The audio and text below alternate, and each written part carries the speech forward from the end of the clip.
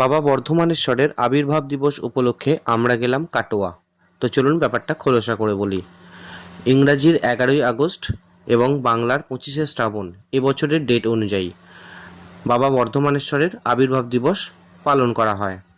তো সেই হিসাবে আমরা তার আগের দিন কাটোয়া গেলাম, ওখান থেকে গঙ্গা জল এনে পরের দিন বাবার মাথায় ঢালা হবে বলে।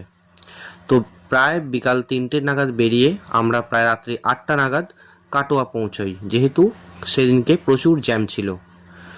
তো এখানে যেহেতু এবারে প্রচুর জল হয়েছে, তাই গঙ্গার জলস্তর কিন্তু অনেকটাই বৃদ্ধি পেয়েছে। তাছাড়া গঙ্গাতে প্রচুর স্রোতও ছিল। প্রায় সন্ধে নয়, প্রায় বলা চলে রাত্রি 9টা নাগাদ আমরা স্নান কর্ম সেরে আমরা যখন পরের দিনকে এসে বাবার মাথায় জল ঢালি, তখন প্রায় বাজে সকাল 7টা। তো এর যদি আপনারা লং ভিডিও দেখতে চান, আমার চ্যানেলে রয়েছে, আপনারা গিয়ে সেই ভিডিওটি দেখতে পারেন।